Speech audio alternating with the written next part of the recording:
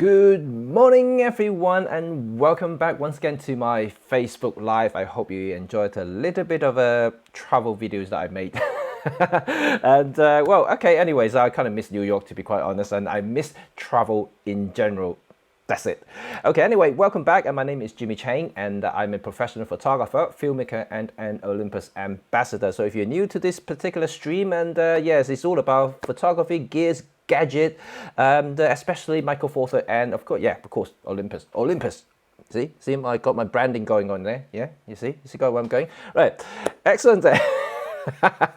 Mark, you can see that my Kimmy look is back, right? Okay, good morning, Ray, and happy to see you all back here, right? And hopefully there'll be more people joining me later, but doesn't really matter because I know this is kind of like an awkward time for a lot of people, so a lot of people usually check in later on anyway. But it's something I want to talk about, and it's quite interesting in a way that I know a few of my friends actually use a camera in this particular fashion.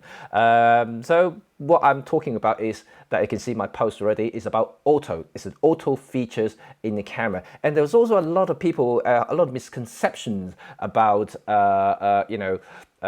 from, let's say, a lot of the beginner photographers, a lot of the enthusiasts. They always believe high-end photographers or professional photographers would use full menu. This is kind of like the holy grail of being the skill masters in photography, but this is not necessarily the case. And this is something that I want to discuss today and just open up the conversation, hopefully, and I want to see what your view is, because I know there are still people who believe that full menu is the only way to exploit everything. And then I just want to check with you guys and see whether you agree or not. Good morning, Ralph. Good morning, Michael. Wow. See, Michael is already saying that he's using full menu. Right. Okay. Let's get right into it. Right. First of all. Okay, I have a couple of cameras here in front of me, so I can actually just quickly show you what I mean by auto, and also all the other features that may be on camera if you are kind of new in photography, and this might be a little bit of an educational process for you guys. So let me switch on to my other camera, which is my iPhone, and there you go. Sorry, this is a very expensive commodity now. That's why I'm going to put it here, because it's probably worth more than my cameras, right? Okay, so I'm just going to leave it here so I can actually see what's going on. So I have an EM10 and then also EM5 Mark III here, and of course what I'm using right now filming is the EM1X. So just to give you an idea, a lot of the beginner level cameras and all, even the point and shoot cameras would have one big green button, which is usually the auto. So I'm just going to click it over here. So you can see that that's the auto button here. So auto features. So basically what it does is the computer would determine everything for you, right? I mean, like everything is basically acting as a point and shoot. So there's absolutely nothing going on. You can't control anything, and it just nothing. The camera would think for you, so to speak. Although like some of the cleverer cameras these days, like some of the interchangeable cameras, like the EM5 Mark III, for instance, you can change the actual scenes and things like that. Although it's still automatic, but you were trying to look for the stuff or prioritize certain features to accommodate the sort of photographs you want to take. For instance, an EM5 Mark III, if I can turn it on now, just once again do a quick demo here so you can exactly see what I'm going. I'm gonna just turn on the screen to the right way so you can see it. I don't know if you guys can see it though. Right. So on the button, if I actually turn the auto into scene mode, and you can see at the back of the camera, you can select everything here. Right. Okay. Let me just going on here. So this is kind of like a thing that you will get from a beginner level camera. So what you can do is you can select people, you can select nightscape, scenery, close-up, indoors, and motion. So what each of these things do is to allow or you actually kind of tell the computers what you really want to do with your photograph, or what you want to capture, so to speak. So let's say if you want to take pictures, you want to have, a little bit of a kind of a professional look, like slightly blurry background in a shallower depth of field, and kind of thing. So what it does is it will tell the computer to try to shoot wide open as much as possible, because you know, if you know photography, wide open means that you got shallow depth of field, and not just like allowing the sensor to capture more light, but in you know, in layman terms, it does also allowing you to have a shallow depth of field to create this blurry background thing, which a lot of beginner photographers are struggling to get. So this program will allow you to do that, and so forth. You know, do all the others. So like Nightscape will basically do something slightly longer shutter speed, for instance, and the opposite will be the capturing motion to allow faster shutter speed. So you can set certain parameters or tell the computer what sort of thing you want to do. So this is the very basic level. But then, like in terms of photography, now you talk about professional high-end photographer. Do they use these stuff? Of course they wouldn't use this, but would they use some kind of automation? I think this is the thing that I want to discuss today. I actually use semi-auto quite often because of the speed, especially, you know, in a lot of the cases where the environment that I'm working in is very unpredictable, lighting condition changes all the time, and full menu sometimes is just a little bit of a hindrance for me. You know, I need to speed up, you know, I need to react really quickly. The only way to do it is to, you know, use either aperture priorities or shutter speed priority, and these are something that I use fairly regularly. I mean, unless I have a very static environment. For instance, if I go to a wedding, for instance, have a big group shots, you know, if I have do like for like a half an hour's group shot sessions for family, you know, immediate families and friends and family, whatever, you know, this big group thing, I would set it to menu, because at that moment, in that moment in time, I'm more static. I'm not moving around. The light is usually fairly consistent. If not, I'm using flash. It'll be like definitely consistent. So in that case, I would use menu, because it's not much changes there. But other than that, you know, if I am working in, you know, even in bridal getting ready, brides getting ready shots, you know, all this stuff, even though there's very slow pace, I will still use semi-auto, just because I can just get on with my thing, and without thinking too much. I'd rather focus on creativity, on the both lighting and also composition, and also kind of observing what's going on around the whole entire you know, bridal suite, for instance. So this is something I'm quite keen to stress, that, you know, semi-auto is actually pretty useful even in the professional environment. And having said that, I remember there was a video, you know, not so long ago, maybe about a year ago on YouTube. There were a couple of high-end fashion photographers, and they were using auto in their photo shoots, and they actually said that, you know, it's fine for using auto because it gets the job done. That's what they said. I don't want to name those persons. You might be able to check them out just by Googling, you know, high-end fashion photography using auto and cameras. I'm pretty sure they will come up. But it's something that I guess ultimately is how you see the photograph.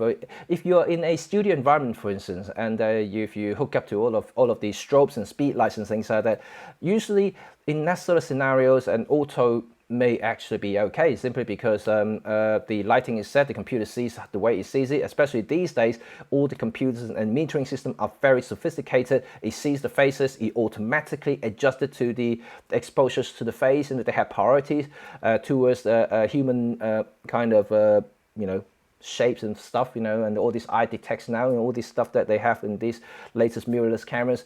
So they all have these sort of fantastic and automations that allow photographers to do things quicker and more accurately. But having, you know, of course, you know, I would say that full menu is probably the way to completely take control of how you want your photograph to look eventually. So I still, yeah, full menu is something that you still have to learn if you want to progress to become a master in photography. You know, menu is still something that you need to master before going back to semi-auto. Semi-auto is only helping you in getting the shot quicker. And that's all about it, because I can't see full menus would be as quick as semi-auto, you know, unless you are doing something relatively old school, you know, such as stop down to f8 zone focus and get that kind of thing, and you can do menu fairly quickly, easily. So, but apart from that, if you're shooting things, let's say wide open in something that is having these lights changing almost constantly within seconds, full menu is really difficult to adapt to that sort of environment. So let's see some of the comments right here and see what you guys think as well. And Mark, aperture priority most of all, but I use scene mode often. Great for holiday snap, exactly right. Macro with kit lenses, panoramic, and let's see what Ray does. Good morning, Ray. And ooh, wow, look at look at your comments so big. Let me just shrink it down a little bit. It's weird why this thing does like this. Okay, I need to stretch it out a little bit now. So full menu requires a lot of knowledge and maths, and when you are time limited, yeah, if you don't have full understanding of different elements, you may not necessarily get the look and shoot with blah blah blah blah A and S. Of course, I mean, like I said, I think if you really want to become a master in photography, it is essential to eventually learn about the exposure triangle. Like how many times I talk about exposure triangles? Everyone have to understand the relationship between, apertures, shutter speed, and ISO. You do really need to know this triangle like by heart, the relationship between them and things like that. What sort of effect you can get from changing the aperture or changing the shutter speed, and you need to understand. So you have to migrate the knowledge into practical terms, by starting to utilize all these semi-auto features, and eventually move on to full menu, because you have to learn about full menu and operating it sufficiently. Because let's say that is one day that your digital camera completely die, you have a manual camera, you can still capture something, without having to sacrifice the opportunity. But otherwise, I do think in sort of like what Ray said here, in the professional environment, sometimes when situations become a little bit more tricky, changes all the time, then you may want to go to the semi-auto route, which is aperture priority or shutter speed priority, so you can fully concentrate on the subject itself, even moving subject, like if you are doing like wildlife, for instance, observing environment, if you're doing documentary work. So these are essential, right? You need to capture the right moment. So rather than trying to faff around with the shutter speed, aperture, and ISO, to get the exposures right, whatever, the semi-auto, it really is quite handy. And to be quite honest, when even when I turned professional not long ago, well, not long ago, quite long ago actually, what I'm talking about, and 9 years ago, when I first started in weddings, for the first year or so, I was actually using full menu for a long time, and but I found myself constantly missing things, and because I need to get the right exposures, so like I keep checking the meters. Back in the old days when using DSLR is more tricky than using mirrorless these days, because your EVF is what you see, what you get, right? It's so much easier now with the mirrorless cameras. But in the old days, you have to rely on these little exposure bars on the side or the bottom of the camera, depending on which brand you're using.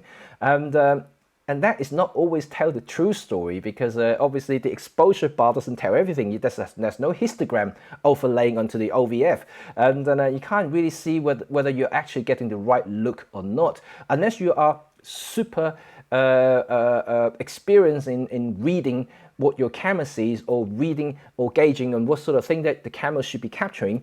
It's going to be complete guesswork almost. You can kind of say, okay, yeah, roundabout right, if the gauge is in the middle, that means you are supposedly correctly exposed. But for instance, sometimes when you are shooting in a window light shot for portraits, that is more likely to be an underexposed shot by the camera. You can see, it should be actually one stop below the middle bar. That means it's inaccurate, totally inaccurate. If you allowing or waiting for the bar to be in the middle, that means that you're supposedly in the correct position, and you're completely wrong. You're overexposing the shot by one stop. So unless you're experienced enough to know in that sort of situation, you need to adjust yourself. You are completely fooled by the camera, and so this is a lot of beginners' mistakes. When they go into full menu, and which is something that I've made when in the early days of my photography, when I switched to full menu. Even though I understood the exposure triangle fairly well, but in reality, when you come to practice, it's totally different story, right? You go outside, you do a job. different locations, different lighting, different people, everything is different. And then if you really relying on, there's a little bar going up and down, it really is got a lot of guesswork there. That's why I think that after switching from DSLR to mirrorless, it really is no going back. What you see, what you get on the EVF is really a lifesaver, also a time saver as well for me. But now, because of that particular features, and semi-auto makes it even more appealing, because you can just simply adjust things on the fly, really like milliseconds almost. You just have to let's if I just do a quick demo again, see my toilet roll here, that you really just have to point the camera to something, and then all you need to do, let's say, just if I'm using aperture priority, for instance, all I need to do is just do this for changing aperture. This exposure compensation, like all I need is just a couple of milliseconds just to adjust, and everything just appears on the EVF, and boom, that's it. Your final image is there. I really like the fluid operation with the latest mirrorless cameras these days, and they are almost instant, right? There's no lag anymore, and unlike the early days of mirrorless cameras, and that means that you can completely enjoy the photo taking a process. No longer you have to kind of worry, oh, did I get the right exposure or not, or did I capture that or not? It's so much changes since the early days of DSLRs. So this is something I would stress that is quite important, and it's very useful. And Mark also said, oh, I hate this comment thing. Why is this suddenly like changing all the time? Okay, now I can read it. So Mark's back in my OM film days, all I have was menu. Yep, absolutely. All the film cameras, most cameras are, well, actually, most of them have, by the 80s, most of them will have aperture priority. But yeah, people, because the aperture priorities back in the old days, when they first came out, they weren't actually that accurate. People still prefer to use menu, even though the feature was there. Once again, because of the metering system is easily full, and there is no, obviously not digital. You can see the images straight away from the back of the screen. You have to wait until the film or the actual develop and see the print, and that is whether underexposed or overexposed. But by then it's gone. Your opportunity is gone. So people still use menu back in the old days, and myself included, when I'm shooting films, a lot of time I just use menu, and because I don't trust a lot of the things. But yeah, it's the way it is, unfortunately. Good afternoon, Barana. And Ray, that's a good point about EVF and see what you get. And yeah, it really is. I remember there was a good, I would say probably about 3 to 4 years, I hesitated, and I keep saying that the OVF, the optical viewfinder from your DSLR, or even Leica for that matter, are way superior than the EVF. And that's how I originally saw it, and that's how I originally told people about it. And I thought I kind of made the mistakes, and by saying that, because I never foresee myself trusting an EVF as much as I do now in a professional environment. And I know technology has moved up quite a bit, has advanced quite a bit over the years, and now you get like ultra high resolution EVFs. You got like really super smooth refresh rate. It's almost as smooth as an optical viewfinder. Things has changed and moved on. But I never kind of saw that coming in a way, maybe call me a little bit old-fashioned. I thought that OVF was, the holy grails, of the how you see the world through a camera, right? And but now, I think now the little TV screen in the camera is actually pretty good, and in fact, it gives me everything that I need to get the shot right. So save me a lot of time, save me a lot of guesswork, and save me enormous amount of time on trying to get the effect that I want. It's that simple. And then I think EVF is really the future. And I know, it's quite sad to always say something that I have used and grew up with, such as the SLR technology. I love SLR, don't get me wrong there, but technology has come to the limits now. That I don't think there's much you can advance in terms of SLR technology. So now mirrorless, EVF, all this stuff, and all these latest features now, eye tracking and things like that, doesn't appear to have it in SLR technology, unless you switch on to mirrorless mode, which you have to flip up the mirror and things like that. But then essentially you are getting a mirrorless camera. But no, I think the mirrorless camera is definitely the future. There's still a lot of things that haven't been explored or even been invented. So I'm very eager to see what's going to come in the future. But now go back to a little bit of the early discussion about auto. I would like to ask you guys. Do you think if some of these old masters and photographers, like let's say Steve Curry's, what I'm talking about. I'm talking about basketball suddenly. And Henri Cartier-Bresson, street master. He's known for his moment shots on the street and things like that. Obviously, automation didn't exist, in his time. Do you think he would use auto features in a camera? If he does have one. I always wonder about all these people in the past. They obviously all the cameras were fully manual. There's not even a meter. They just know it by rules. Because especially in black and white photography, right? You can overexpose a photograph by 1 to 1.5 stop. You can still rescue it in post, and so it's not too bad if you do that. So in terms of the exposure latitude is way wider than digital, and when it comes to developing it, so it's not too much of a problem if they do make a slight error in exposure. But of course, obviously, it's very different nowadays. But I'm just wondering if they ever have a digital cameras, back in those days, in the 1940s, 1950s, 1960s, would they actually use like auto? Just because they think, I know this shot, I know this area, I know everything here. All I need is just to click it. I just want that moment. So would they want to use auto? I think they might, because like I said, even though I'm a professional now, I use semi-auto like aperture priorities or shutter speed priority. I'm very sure a lot of you guys out there, and if you shoot a lot of wildlife stuff, chasing birds in flight, these are very in-demand tasks, and full manual may be a little bit tricky. So like you might actually turn into a shutter speed priority, for instance, and let some of the calculation work done by the computer, because it's obviously a lot quicker than your brain, and just focus on capturing that shot and that moment, right? So people do that.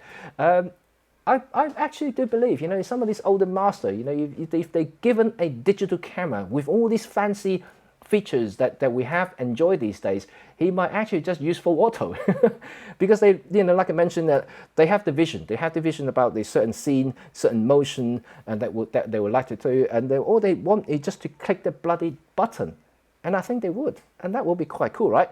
And let's see what Barada said here. A few years back, I always use auto and don't remember a thing, just point and shoot.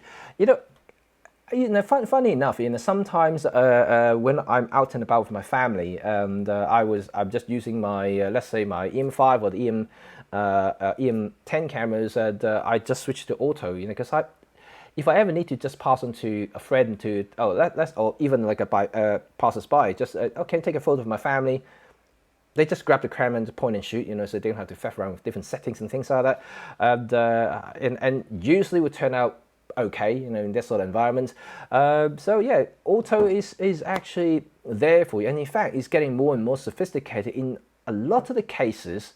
If you go out to do a general travel, let's say if you just want to snap the cityscape in front of me during the day, if you're not any specific requirement that you may want to have in your mind, let's say light trails and nighttime things, are not about that, just a general shot about the city. Auto probably does a grand job on doing that. Just bang, does that quick. You don't even need to set anything, and it just come out right. And yeah, you might still want to turn it to RAW, so you can have a little bit of flexibility, so you can adjust or edit the photo in post later. But other than that, I think auto can be quite handy sometimes. So I actually use auto a few times, especially when I'm going with family. And let's see what other people say there. And the wobbly needle. Wobbly. I know the wobbly needles, and in fact, a lot of the older cameras, not just Olympus, all the Canon, Nikons, they all have these little needles going up and down, which is really funny. People haven't seen it, and it would be an experience for you to see that sort of needle going up and down.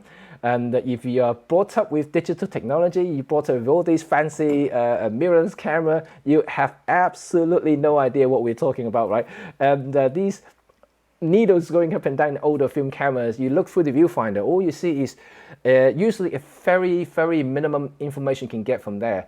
Sometimes a slightly more high-end camera might give you like the aperture or the shutter speed information in there, and that's probably it. And of course the exposure needle or some sort of digital bars, or even just 2 LEDs sometimes, or 3 LEDs. They have green in the middle, so that means you're okay. Then you have red up or red down or left or right, something like that, for over or under exposures. It's very, very primitive, and you really have absolutely no idea, what sort of exposure it's going to get, even though it tells you it might be in the correct exposures. And you just don't know. You just have to learn about the system, how it behaves in different lighting conditions. And that means you have to keep shooting and learn about it. You have to make absolute tons of mistakes, wasting all your money on buying and films and developing, and that completely for the shots that you don't want. Until you get to a point that you learn the camera so well that you know how it behaves in any given lighting situation, so you can just make the judgment on whether you need to compensate on the exposure up or down by getting the correct exposure. So it was a really hard work, I remember in the old days, and it's not easy, definitely. I made a lot of mistakes by doing that, and in the old days I wasted enough films just because of that, but I guess that was the learning process, right? Even using Sunny 16 rule doesn't really help sometimes, because you may want to compensate in some sort of backlit situations, and especially you start using like speed lights in film, it really kills you. Your brain will just go fire, and it's really difficult to achieve the professional look that you are so accustomed to now with digital photography, with film, and it's totally different ball game there, and you need to learn a lot about lights, and definitely way harder than what we're experiencing right now. But yeah, the wobbly needle. I remember the wobbly needle. I still use it, and still get a battery adapter for mine. Oh, wind sail. Oh yeah. I know the wind sails. They are bloody expensive, man. That's why I actually use. I'm not sure you know that gadget there. It's an old school gadget. I think you can still get it from. It's actually made by Voigtlander in Germany, and it's a tiny little meters that it goes onto the horseshoes.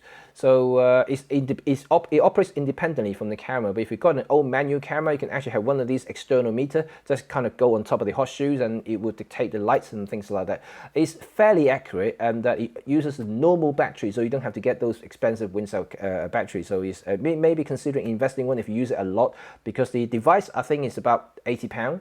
The meters, but if you use it a lot, that £80 would pay for itself in no time, and it lasts as well, because you can switch it off, so the battery just won't go a waste. And Ralph, and morning Ralph. Because of the knowledge, they would not have the need, and they will be better than that. Computational photography. Oh, that's something interesting right now. Okay, so. Yeah, there's another thing is coming on right now, right? Since the smartphone is becoming more and more prominent in the photography landscape, computational photography is getting more and more popular, and I think it's actually a very effective way of capturing better photograph. And this is something that a lot of people still don't believe it. And although I'm an advocate about the computational photography, simply because if you're relying purely on physics, and sometimes there is always a barrier. Let's put it that way. There's always a barrier that you hit every time you do some photographs. But computational photography will get away with that problem by changing things that is not there, so to speak. So let's say these days, a lot of the higher end smartphone, Android phones, whatever, they all have this fake bokeh going on, right? I know. Okay, we have a debate here. I'm not trying to debate anything here, but fake bokeh, just considering as an idea, your tiny little sensor, no matter how big the aperture is, you can never achieve a shallow depth of field or create some sort of subject separation from the background. So in some cases, you want to have shallow depth of field simply because you want to focus on your subject. For instance, there may be too many distractions in the back. You want to isolate from your subject. Fake bokeh is probably pretty good at doing that. And I know it's still not perfect. It still looks rather fake at the moment. But you can see in the actual improvement from the first generation of fake bokeh like 2 years ago. Now the third generation is now in the third years of having this fake bokeh thing. It's come a long way. It's more accurate of looking into edges and things like that. And also now you can see smartphone using even better sensors, and before they're using some sort of depth sensors, which is still not very accurate. But Apple now starting to use LiDAR, which is a very cool radar system that give you a very precise and very accurate projections of different depth and different distances. And now I think if you're using LiDAR in future smartphones, this could be a game changer for this fake bokeh thing. This could be way more realistic because you can now, the camera can actually sense where you are, you know, all the edges and everything like that. And then this is why I think computational photography has come a long way since then. And also there are other things like night sky shots for all these night mode. Yes, night mode for photography. It's brilliant, right? Smartphone is absolutely shit on doing night photography, but now it's changing, even though it's still shit at the moment. But I'm pretty sure that in, let's say, 4 or 5 years time, it will get better. Imagine they can do computational photography in tiny dinky little sensors on the smartphone. If they apply the same technology in bigger camera, like let's say a Micro Four Third, which is already known for computational photography, especially in Olympus, because they do live bulb, light composite. These are computational photography. And if they do that in these sort of cameras, I mean, I can see the potential being there. You know, it could be phenomenal if they really want to apply to it, and it would propel, you know, the other smaller system into a different league altogether. And even more so, if I kind of explain it even further, if this sort of technology go up to full frame, even medium format, this could be a game changer for the entire photographic landscape. And this is scary, actually. This is really scary. And then by then, you know, people probably don't even need to buy a 0.95 or 1.2 lenses to achieve these shallow depth of field. You can buy a f8 lens to get that sort of thing.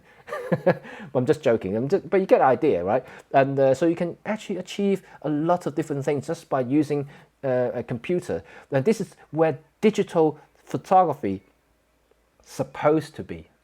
And why am I saying that though? Because imagine we are in the digital world now. Everything's computerized, and what we are seeing and experiencing for the last 2 decades of digital photography, they are still going through the process of digitization of being images being captured from through the lens to the actual medium, like a negative, to now a digital sensor. So that's all they have been doing. They haven't done anything else. You know, imagine that. Olympus is actually quite clever. They are one of the people who really starting to look into computational photography in the early days, like all this live composite and live bulb. These are computational photography. Now they have live ND, which is also computational photography. And so a lot of these things are going on already with Olympus.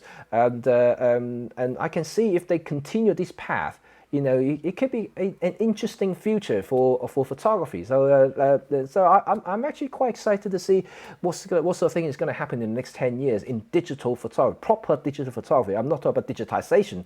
So this would be interesting. But let me know your view on this and about whether you want computational photography to advance further in your cameras. That may be useful for some, but I think it would be quite interesting. And we'll see what other thing here. And Olympus gave us the OM1. If Leica can do a mono-only digital, why not? Ooh, a mono camera. That would be nice, wouldn't it? And this is exactly why I love the Pen F, because the Pen F, sometimes I use it like a monochrome, because I just switch on to the mono dial. I just use the mono JPEG, because I actually do like the output from that particular camera. And yeah, it would be nice, wouldn't it? It would be nice to have a digital mono camera. I would like to have one. I really do.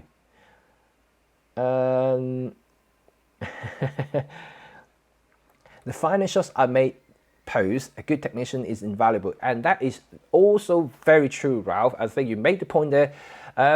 You know, I don't know, I'm not sure if you know actually. I just have to reiterate a little bit. In the old days, you are a photographer, you know, talking about film photography, analog. So if you're taking a photograph, not just that you capture the right moment, but you also need a good printer. And that's a fact. You need a good printer to create that print for you. And oops, my mum just trying to call me, so I just have to switch off. And yeah, you need a good printer to interpret your view. It's a really complicated process because you are a photographer. It's only halfway story. Right? You capture the right moment, you capture that shot, you capture the emotion, but you need that developer and the printer to propel that idea, that physical feeling onto the medium that you want to present to your viewers, whether it's going to be through a texture prints and things like that, or smooth prints, or gloss prints, whatever, something, you know. And also printing process can be very, very different. Good technician also, like, you know, doing dodge and burns, making sure that you're the contrast in the right level and in the right places, for instance. They need a very good technicians and a printer to do that sort of work. And Ralph is saying this exactly the same thing. Capturing the shot, even digitally, is only halfway story. You need to process your photo to give that vision to people that actually want to see it. And this is very important as well, because a lot of people just simply take the JPEG. That's why a lot of magazines and tutors and always say that you should be, if you want to get into photography, becoming an advanced photographer, you need to shoot RAW, because that will give you the flexibility of editing in post. Well, JPEG, yes, pretty good, and but if you really want to create the shot that you envisioned, then you need to process it. You know, full stop. You need to process it. And yeah, you're very good there, Ralph. Thank you for mentioning that. And don't mind the idea of fake bokeh, but current smartphone execution is terrible. It's, yes, you know, I agree. That's why I still said it's a little bit fake at the moment. But if you compare the version 3 now, or the third year of having fake bokehs, compared to the very first one, because I had the original iPhone that has fake bokeh, and now it's the third version, now 11 Pro, the difference is significant. You can see the difference there. So they keep tweaking the calculations there. They keep tweaking how they interpret the sensor data to look through the edges and stuff like that. It is an interesting thing. I'm pretty sure, yes, it will come to a point. The fake bokeh will look pretty convincing, especially now that you can see the latest iPad now using LiDAR sensor rather than just a normal infrared depth sensor, which is a very limited applications, because infrared is very, very inaccurate in most instances, especially in bright daylight and also you know, distance. You know, you can't sense very far away. You can only go like so far, because it's just not applicable. So LiDAR is very different, and I'm actually quite eager to see other smartphone makers adapting LiDAR's technology and see whether you can actually propel to the next level of fake bokeh. That would be quite cool. And how long do you have? Message me separate. Oh, that's I think that's about you replying somebody else. Okay, that's fine. And Barana been trying to clean up OM2N and other OM50. Ooh, wow. Okay, a good adapt. Yeah. Yeah, they have Olympus actually made the adapters themselves, but you can get a cheap one online on Amazon, things so they can adapt all the OM lenses onto the OMD cameras, of course. But every focal length will have to be double. So like your 50 will become 100, 135 become 270. So they no longer be wide or anything like that. But yeah, it's going to be fun to adapt to it, because I still use some of the Leica lenses on my OMD cameras. Why not? I mean, I spent a few grand on them, I sort of use them. But the thing is, you know, like I mentioned in my previous streams, that now I throw these really expensive lenses on my OMD cameras, they actually suddenly look cheap, because now it's been magnified. They don't look as sharp as when I first viewed them on full frame, which is a really weird thing. And I think, was it Mark you mentioned about something about high-res stuff, about resolution, and that is true. If you do high-res mode, you will see the actual capabilities of the lens, whether it's capable of resolving those power or not. Because if you chuck a cheap lens on it, using high-res mode, you can see that they are quite soft. And yeah, you may have more pixels to play with for sharpening. I mean like during post-production, but you will see that the images are not as sharp as if it's a very, very genuinely high resolution lens, like the macro lenses or some of the pro lenses. If you use high res mode in those cases, you will see a significant difference in sharpness, and that means those lenses are capable of resolving higher power. But sometimes, you know, the high res mode does involve a little bit of computational photography. Just now we're talking about it, so do a lot of pixel binding calculations there, so you may not actually get the true sense of how sharp it is if it does eventually go up the resolution in terms of sensor technology. So it's going to be hard to tell, but you will see the difference, and that's why how I can tell whether what lenses are actually going to be okay when eventually the sensor resolution goes up. At some point, hopefully, and then we'll see which lens will perform, which one won't, and at which point that the Olympus or any other manufacturer will have to update all their lenses that are not performing well in high resolution environment. So cool. And let's say, are you replying to something, Ralph? I'm trying to make sense of some of the comments at this moment in time, and we shall see. I can't really see at the moment, but anyway, cool. So I'm gonna end my stream. Because it's already been 45 minutes, and just gonna be a fun chat over a cup of coffee, like I mentioned. I hope you guys enjoyed today's live, and tomorrow I'm gonna have another topics and just have another light chat about something. I don't know yet. We'll see. Anything you want to talk about? Tomorrow's gonna be the last day of the week before I have 2 days off. Yes, 2 days off.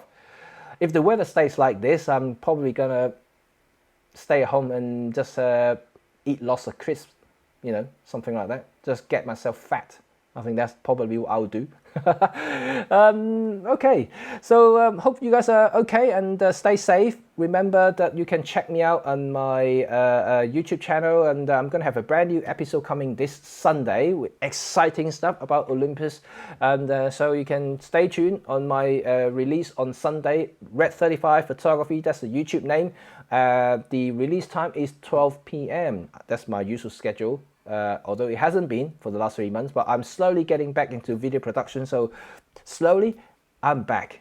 And hope you guys will enjoy this particular episode, because I spent a little bit of time on doing it, and even though that it still kind of not feel normal having the almost 3 months break from my YouTube productions, coming back to it feels a little bit rusty, to be quite honest. But anyway, it's pretty good. I feel good, and yeah, like I said, I'll see you guys tomorrow once again. Join me next week. If I don't see you tomorrow, we're gonna have a lot more to talk about, brand new topics, and also brand new live on my YouTube. I know yesterday was a phenomenal talk, and there's so many engagement there, and I was over the top, and it was a really good stream yesterday, and I know some of you guys were there, and I'm pretty sure that you guys enjoyed it as well. Quite a good discussions, quite a good points that are being made there. I see a lot of you guys actually agree, some may disagree, but like I said, it's a freedom of speech. You are entitled to have your opinions about different formats and different things, but I just don't like to talk down on other things. I mean, we all friends here. We're all here to inspire each other in photography, and we're just trying to have fun, right? We're all friends. I want to have a barbecue with you guys one day. So let's bring on the weather. Let's get rid of this COVID-19 thing, and then yeah, let's go and have barbecue together. Excellent stuff. So stay safe, guys. I will be seeing you once again very soon, and I will talk to you guys all. See you later. Bye for now.